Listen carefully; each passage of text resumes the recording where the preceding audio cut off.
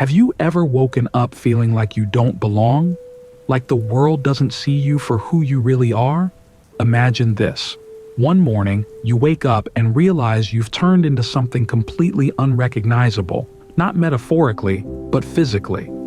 This is the story of Gregor Samsa, the protagonist of Franz Kafka's The Metamorphosis. An ordinary salesman wakes up transformed into a grotesque, insect-like creature. Trapped in a body that no longer reflects his humanity, Gregor's life spirals into alienation, despair, and rejection. But here's the twist. Kafka's story isn't just about a man turned insect. It's about us, about how society, family, and even our own minds can crush our identity when we're most vulnerable. Let's dive deep into Gregor Samsa's tragic journey and uncover how his story mirrors the struggles we all face in today's world. Gregor's transformation wasn't just physical, it was a collapse of his identity. Imagine waking up one day and realizing you're no longer you. Gregor asks himself questions that hit close to home for many of us. Why have I changed? Am I a burden to my family? Why can't I just live like others? His family's reaction is equally haunting. His father beats him. His sister, initially caring, grows distant. His mother, caught between love and horror, can barely look at him. Gregor's condition isolates him, leaving him trapped in a room with no one to truly understand or accept him. Sound familiar? In a world obsessed with perfection, don't we all sometimes feel like we're being judged, rejected, or misunderstood for who we are? The term Kafkaesque describes a reality that feels absurd, surreal, and inescapable. Gregor's life captures this perfectly. Before his transformation, Gregor was a hard-working salesman. He hated his job but kept going to support his family, a responsibility society imposed on him. But after his transformation, he becomes useless in the eyes of his family. The same people who once relied on him now resent him. This reflects a harsh reality. Society values us for our utility, not our humanity. When we can no longer meet expectations, be it due to illness, failure, or simply burnout, we risk being discarded.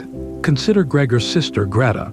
At first, she cares for him. She feeds him, cleans his room, and advocates for him. But over time, she sees him as a burden. The love fades. She suggests abandoning him altogether. This betrayal cuts deeper than his transformation. It's a chilling reminder of how relationships can falter under pressure. In Gregor's case, his family, his last refuge, becomes his greatest source of pain. Beneath Gregor's suffering lies one emotion: shame. Gregor feels ashamed of his new form. He hides under the bed to avoid being seen. His father feels ashamed of Gregor, fearing what others might think. His sister is ashamed to even acknowledge him. Sound familiar? Shame is a powerful force in our lives. It dictates how we dress, how we behave, and even what we dream of. It makes us hide our true selves, fearing rejection or judgment.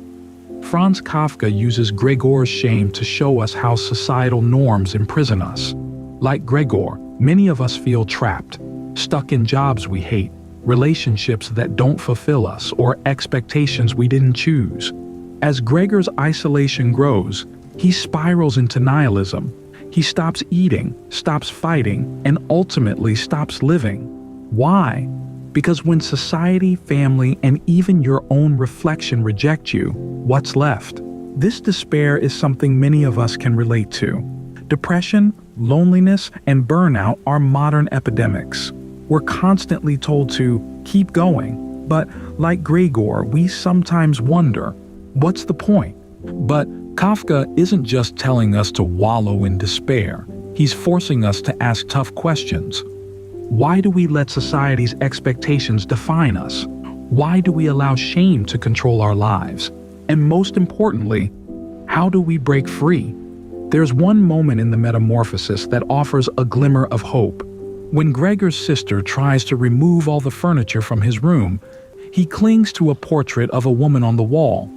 This seemingly small act reveals something profound. Even in his darkest moments, Gregor still clings to beauty. to a memory of his humanity. This moment echoes Dostoevsky's famous idea: beauty will save the world. Even when life feels unbearable, beauty, whether found in art, nature, or fleeting moments of kindness, can give us strength. It's a reminder that no matter how alienated we feel, we are still human.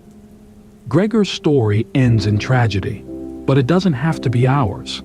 Kafka's message is clear. Isolation and shame destroy us, but acceptance, both from others and within ourselves, can save us. Think of Diogenes, the ancient philosopher who rejected societal norms and lived shamelessly. While his lifestyle was extreme, it teaches us an important lesson. Freedom comes from letting go of shame and embracing who we are. This doesn't mean abandoning society entirely. It means refusing to let shame dictate our lives. It means valuing ourselves not for what we produce, but for who we are. Gregor Samsa's story is heartbreaking, but it's also a wake-up call. In a world that often feels Kafkaesque, absurd, isolating, and unforgiving, we must choose how we respond. Will we let shame and rejection consume us, or will we find strength in beauty, connection, and self-acceptance? If this story resonates with you, take a moment to reflect. What parts of your life feel Kafkaesque, and what can you do to reclaim your humanity? Share your thoughts in the comments, and let's start a conversation about breaking free from the invisible prisons that hold us back. If you found this video thought-provoking, don't forget to like, share, and subscribe for more deep dives into philosophy, literature, and life.